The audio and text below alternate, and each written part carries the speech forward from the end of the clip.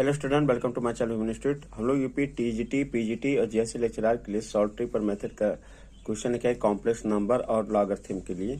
ठीक है, ये प्रीवियस ईयर क्वेश्चन पूछा गया है।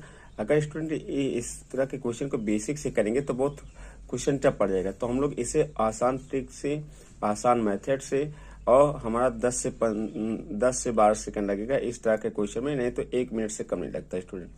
तो जैसे क्या कह रहा है कि if z square plus z plus 1 equal to 0 where z is a complex number then the value of. तो ये एक एक्सप्रेशन दिया गया है, तो इसका जो वैल्यू निकालना है, जैसे जेड प्लस 1 बाई जेड का whole square plus z square by plus Z.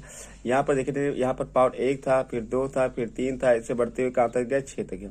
और जो यहाँ पर होल पावर है, होल पावर सबका सेम है। तो जब भी इस तरह का क्वेश्चन आएगा और condition z square plus z plus 1 या x square plus x plus 1 या y square plus y plus 1 के टर्म में दे रहेगा, तो हम दूसरे मेथड से करेंगे। तो इसे सेम ही सारा क्वेश्चन लगेगा।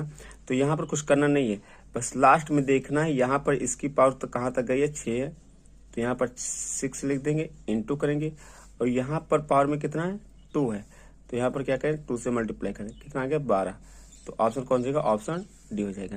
ऐसे ये भी देखते हैं, if x square plus x plus 1, ये टर्म दिया गया है, फिर 1 है, फिर 2 है, फिर 3 बढ़ा गया, अब पावर सबका सेम है। तो लास्ट वाला कितना देखेंगे, 27 है।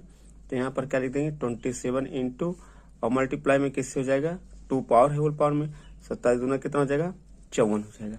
तो यहाँ ऑप्शन कौन सा है, ऑप्शन डी।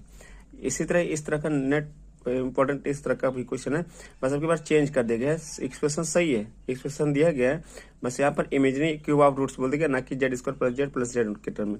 तो इस तरह के क्वेश्चन में क्या करेंगे, इन दोनों टर्म को लेकर सॉल्व करेंगे। जो पहला स्टार्टिंग का टर्म है, पहला टर्म लेकर सॉल्व करेंगे।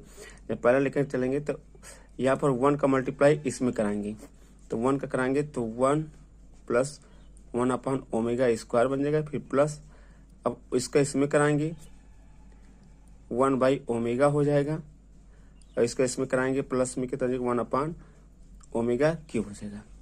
इसका मल्टीप्लाई ओमेगा क्यूब का मान 1 हो गया, ओमेगा क्यूब का मान यहाँ 1 हो गया, तो ये 1 और ये कितना हो जाएगा, 2 हो जाएगा, फिर प्लस।